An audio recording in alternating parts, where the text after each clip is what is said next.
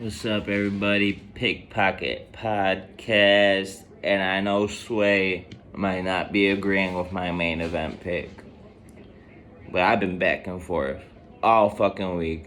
But man, tune in. I've been killing it with baseball. If you've been tailing, I hope you've been tailing, because motherfucker, you've been winning some money. I swear to God.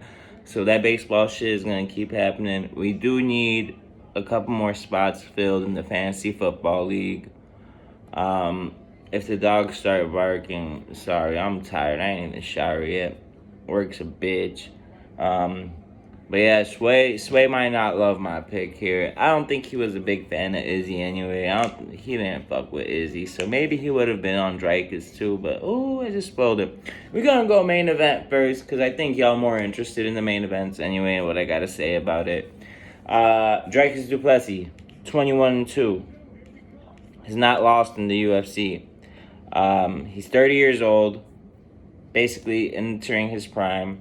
His current fight win streak is 9 wins. His last loss was to Roberto Soldi in KSW, and he got caught in the third round. He also beat that guy in their first matchup in the second round, so they got a little bit of a tie there, but that was all the way back in 2018, guys. That's 6 years ago. I think Dreykus' style is very awkward, very technical, very hard to figure out. Probably a guy you'll fight better the second time than the first time, because of like how you got to pick up on his motions and how he does things. But the man fucking beat UFC debut, beats Trevin Giles ground and pound round 2. And then Brad Tavares, unanimous decision. And this was when Dreykus' nose was still fucked up and his cardio was fucked. He goes on to beat Darren Till and Derek Brunson, fixes his nose, fucks up Robert Whittaker. Like, I've never seen anybody fuck Robert Whittaker up. And then beats Sean Strickland in a very close fight. I think whoever was champ going into that fight should have stayed champ, because it was that close. It really was that close, in my opinion. But Dreykus got it done with the takedowns. He mixed them in. And to take Sean Strickland down is a feat in itself. Hey, Bella! Shut up. So, we're gonna go with that. Let me jump into Izzy first, the fucking style bender. He's 24-3, 35 years old. He's 5 years older. And literally, he has everything to lose. Usually you think the champion has everything to lose in a championship fight, but Israel Adesanya's whole legacy is on the line. This is why I started out with this first fight. His whole legacy is on the line. There's no more Anderson Silva or Izzy, whoever's the light or middleweight GOAT. There's no more if he goes on, and even if he wins this fight, it's probably not a conversation for many people, but it is for some. I don't like Izzy. I don't like Dreykus. I don't give a fuck who wins, to be honest. I'm leaning Dreykus, honestly, because Izzy was fucking crying today and acting like a little fucking bitch. I know Sway would have been looking at that shit disappointed as hell. Even though he's not really that big of a fan of Izzy, but Izzy 13-3 in the UFC, y'all. I mean, 16-1 when it comes to TKOs in his career, 8-2 when it comes to decision, 0-0 when it comes to submissions. So no submissions, no submission game, no grappling game really. But when we look at Dreykus, 9-1 when it comes to TKO, 10-1 when it comes to submission. People don't realize this guy has a jiu-jitsu game. He's got submissions on his resume, and 10 of them. And he's only lost by submission once, and he's only been to decision twice in his fucking 23 professional fights. I mean, his gas tank has improved, and one of those fucking decisions was against Sean Strickland, and the other one was against Brad Tavares. So they're both in the fucking UFC. So he just barely got to a decision in 2022, like 18 fights into his career. So he's a finisher, and he can get caught. The only two way I see these fights going is Izzy catches him with a clean ass punch right on the chin that'll knock him out cold. Or maybe like stumble him and then Izzy follows with some real good ground and pound because he is good at jumping on motherfuckers when they're hurt. But Izzy got lucky against Alex Pereira the second time. He roped the dope till, he caught him with a counter hook. So, I mean, I think Dricus has a grappling advantage. He's got a submission game. He's got a chin. He's got the size advantage. Everything points to Dricus. Izzy's whole career is on the line, though. Before you put money on Dricus, I am. Because I do think overall his chin is good enough, I think, to take a punch from Izzy. And Dricus, I watched an interview with Robert Whittaker. He said nobody hits hard like that motherfucker. And Robert Whittaker fought Izzy twice. And he said he ain't got nothing on that. So if Dricus connects, it could be a TKO. I think this fight, exact method of victory, I don't know. Let me see if I can pull it up on FanDuel real quick. How will fight end? KO, TKO plus 120. I think it's a good bet. Either fighter could get it. But I am rocking Dricus, y'all. Minus 105 odds right now. Slight underdog. But it's switching from like minus 115 Dricus, minus 105 Izzy. So it's very much a pick 'em. Yeah, guys. That's all I got for that first fight. But let me just I got Dricus and I got exact method of victory to be a KO plus 120 odds. And Dricus is minus 105. Moving on, I'm just going to go down to the co-main event. Steve Erceg, minus 172 odds right now. Kai Kara-France plus 140. Steve Erceg is 5'8". Steve Astro Boy Erceg, 5'8", 29 years old, 68.5-inch reach, repping Perth, Australia. Kai Kara-France, 31 years old, 5'4", 69-inch reach. So, despite the 4-inch height disadvantage for Kai Kara-France, he has a half-inch reach advantage. How the fuck do human bodies make sense? Kai Kara-France is, on the other hand, 24-11, should be 25-10. He beat Amir Albazi in his last fight over a year ago. So this is going to be a long layoff for Kai Kara-France. Basically since June 2023, it's now August 2024, so about 14 months. He does have some great wins on his resume. I do think he won that fight against Amir Albazi pretty clearly.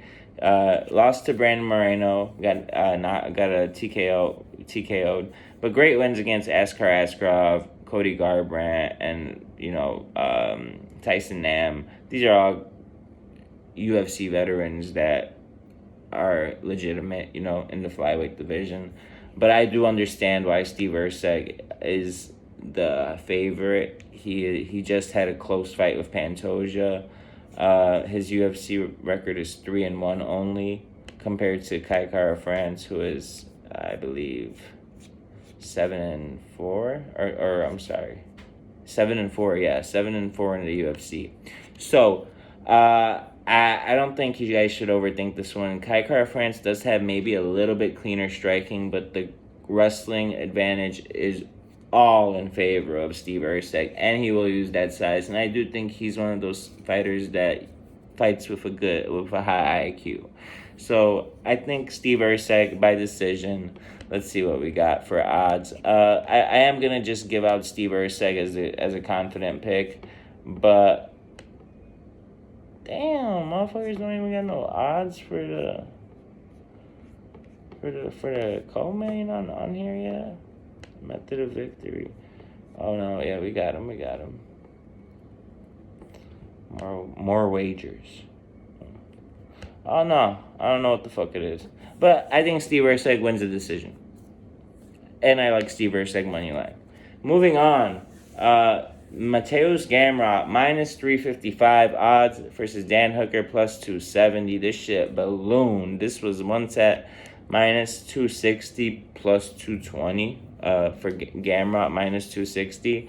But man, let's take a look into Gamrot, man. He's barely squeaking by these fights, but he's getting it done. He's been dropped in 5 of his last 9 fights. Stole that from We Want Picks. I've been tuned in, but 24-2 record coming from KSW, just like Drake is. 13-0 in KSW, 7-2 in the UFC. Got dropped in his last fight. Still got 230s, 27s because he had 11 fucking takedowns. He's a wrestling machine. He got a couple split decisions. The only guy to really expose him was Beneil Dariush. I mean, Guram had a split decision with him, and that's very impressive. I mean, I don't know. But he's got great wins. Arman Saryukian, Jalen Turner, Rafael Fiziev, which was a kind of fluke leg injury. And Rafael Dos Anjos, if you can out-wrestle that man, I know he's an old man. You got it. Dan Hooker is live as an underdog. 23-12, 34 years old compared to Gamrot's 33. So both around the same age. 6 foot, 75.5-inch reach for Hooker, 5'10", 70.5-inch reach for Gamrot. I think Gamrot just chain wrestles the fuck out of this fight. I know probably one of the most the most prop bets that was bet this weekend was probably Gamrot by points -135. Y'all fucking crazy as hell for even taking those odds.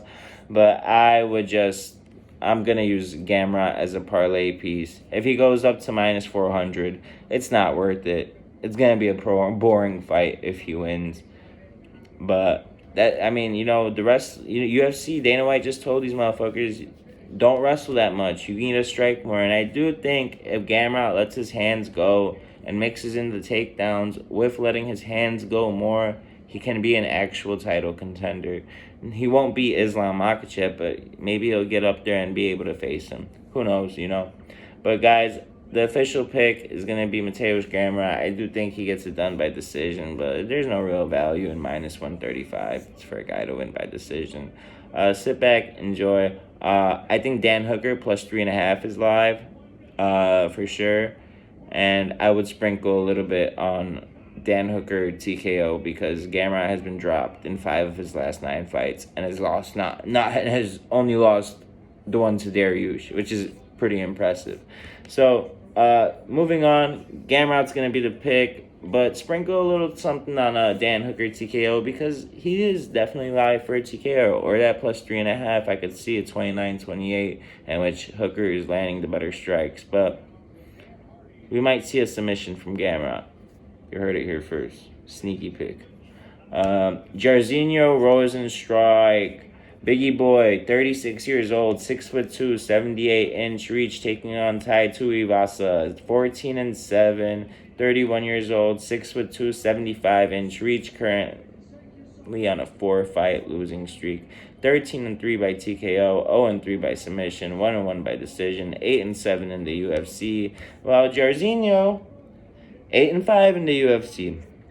Has fought really good competition. Tai Tuivasa has as well. He got just sent into the shadow realm. He was winning these fights, and then he just got fed Cyril Gane, Sergey Pavlovich, Alexander Volkov, and then Marcin Tybura on a 4-fight. Marcin Tybura was supposed to be that, hey, you need to win this one, and now they're giving him a tougher test than Jairzinho Rosenstrike. I think Jairzinho Rosenstrike, this is going to be a good heavyweight fight. I think it's going to be a banger. Sit back and enjoy it. I don't think Jairzinho is worth the -225 price tag. I think that's where he's sitting at right now.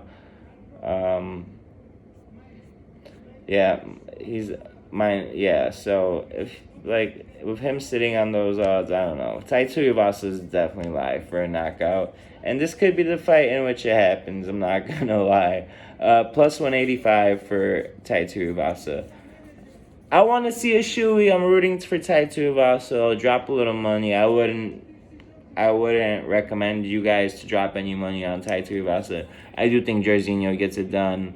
I think Ty's chin might be gone. He lost 4 in a row. Jairzinho, on the other hand, let me just get into this real quick. Jairzinho is literally... Oh my god. I got so many J's today. Holy shit.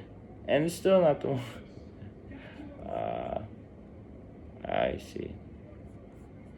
Do you see what I see? No, looking at but Jorginho 13-2 when it comes to TKO. He's 2-3 in his last 5, but those losses are to Curtis Blades, Alexander Volkov, and Jalton Almeida. So, and those wins are against Shamil Gaziev and Chris Dawkins. I'm losing more faith. I mean, just sit back and enjoy these heavyweights, stand and bang. I think the best prop bet for that is fights ending in KO, but that's probably like minus 500 or minus 600. So that's that for that fight. I don't really, sorry, not too much insight on that one, but moving on, we got Li Jingliang, 19-8. Oh, such a long layoff. UFC 279 was the last time he's fought. He's got a couple canceled bouts since then. But he's taking on Carlos Prates. Carlos Prates smokes cigarettes after he wins. That's all I need to say. Carlos Prates is winning. Li Jingliang, 2-year layoff. He hasn't fought since September 2022. We're just not betting a guy who's hasn't been active since 2022 and is 36 years old in the welterweight division. It's just not logical. Carlos Prates, minus 350 favorite now. Put the money on. I think he knocks him out. Li Jingliang does have has a good chin. I said nice chin almost. He has a good chin. He's never been knocked out. 10-0 when it comes to TKO, 4-2 when it comes to submission, 5-6 when it comes to decision. I think this might be Carlos Prates knocking out Li Jingliang. 14-2 when it comes to TKO for Carlos Prates. 3-3 when it comes to submission, 2-1 when it comes to decisions. He was 2-1 in 1, 2-0 in LFA, 1-0 in the Contender Series, 2-0 in the UFC so far. Currently riding a 9-fight win streak. We're rocking with 31-year-old Carlos Prates. The reach here, 6-inch reach advantage for Carlos Prates. Carlos Prates by TKO, confident pick. Carlos Prates money line if you don't want to jump on the TKO and be risky. Moving on, we got a Brazilian that looks like a Russian, and his name is Walter Walker. I don't understand how this guy looks how he looks and how he's only 26. He looks like he's 56. He's fighting out of Moscow, Russia, even though he's Johnny Walker's younger brother who is from Brazil. Like, what the fuck? He lost to Lucas Bresky, Polish fighter. I defend my Polish fighters, but Lucas Bresky fucking sucks ass. So I don't know how he has these 11 wins. Let's see what the opponents were. 15-9, 20-13, 6-3, 1-1, 3-3, 7-3, 1-0, 0-0, 0-0, 1-0. Okay, that's why he's beating these. That's why he's got 11 wins. He's 0-1 in the UFC so far. Junior Tafa got striking for days. He's only 5-2. He's 27 years old, 6'3" with a 72-inch reach. What's the reach disadvantage for him? God damn, a 9-inch reach disadvantage. Fuck. It's gonna be hard for him to close the distance with a 9-inch reach disadvantage. He may just get out wrestled. Fuck, I was really liking Junior Tafa till I saw that 9-inch reach discrepancy. Fuck, 244 last weigh-in, 252 for Walter. Walter's 6'6", 81.1. I don't know. Tafa's got fast hands. He'll be able to use his leg kicks. I'm still rocking with Tafa. This what, damn near a pick'em, I'm assuming. I haven't looked at the odds that crazy yet. Oh, man. I was so high on Tafa until I saw it. Minus 125 Tafa right now. I'm with Tafa still, but damn, 9-inch reach. But it's not like Walter's a striker. He's more of a wrestler, not even a grappler. You can't even call that man a grappler. He's gonna fucking gas. Tafa's got a better gas tank. I like Tafa minus 125 odds, and I think that's a little generous too. Sports books usually aren't generous.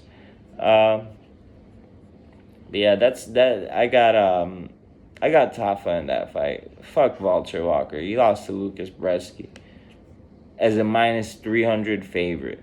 Fuck that guy. All right, Josh Culibao versus Ricardo Ramos. Josh Culibao, 30 years old, 5'10", 73-inch reach. 5 wins by TKO, 1 loss by TKO, 1 win by submission, 5 wins by decision, and 2 losses by decision. Currently riding a 2-fight losing streak, although it is against Lerone Murphy and Danny Silva. Ain't never really beat anybody of that's great. He lost to Jalen Turner. He's fought some okay opposition. He is the favorite in this fight. And his opponent is Ricardo Ramos, 16-6, 29 years old, 5'9", 72-inch reach. Ricardo Ramos is a dog. 7-5 in the UFC, 4-2 when it comes to TKO, 7-3 when it comes to submission, 5-1 when it comes to decision. Also on a 2-fight losing streak and a 2-fight losing submission streak. Before that, he beat Danny Chavez and Bill Algeo. Who hasn't beat Bill Algeo at this point, though, right? He lost to Saeed Nurmagomedov. Ooh, fuck. Ricardo Ramos. I'm taking Ricardo Ramos. Maybe take the plus 3.5 with the Ricardo Ramos just to be safe. But I do think he at least wins a round. I was really liking him as the underdog here.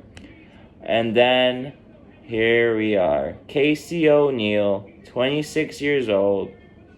This fight is at flyweight. 5'6" with a 69-inch reach.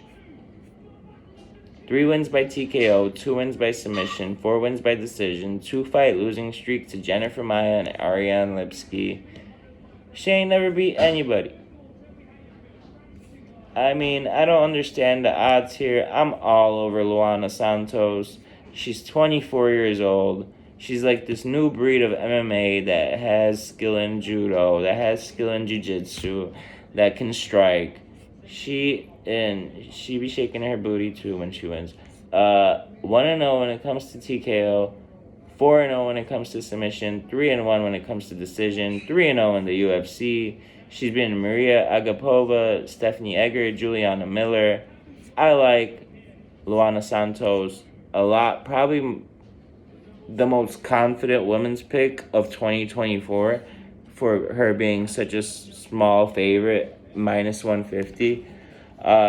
She's on a 5-fight win streak right now. Casey O'Neill's on a 2-fight losing streak. I know Casey O'Neill's going to have the crowd behind her, but maybe not, because Luana Santos is hot. But that's it. Rounding out the predictions.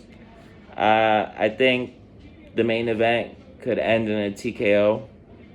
Exact method of victory, plus 120 odds.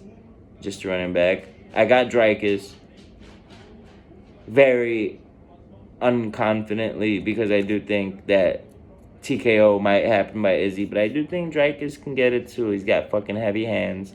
I got Steve Erceg. I like him by points. Mateusz Gamrot. And I like that plus 3.5 for Dan Hooker. Sprinkle a little something on Dan Hooker knockout just because that man has been fucking dropped so many fucking times. You know what? We're going to go...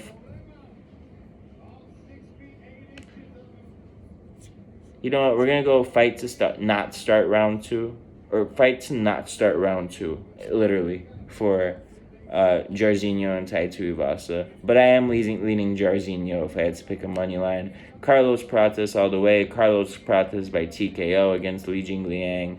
We're going to go with Junior Tafa against Walter Walker. We're going to go with the underdog Ricardo Ramos. We'll take the plus 3.5 too if it's available. And finally, last but not least, Luana Santos. Let's get her done. UFC 305. Long live Sway. That's a wrap. Stay tuned, like the video, tune in, subscribe to YouTube, follow on Instagram, do all that shit because we need I need money so I can buy a mic. Looking at this.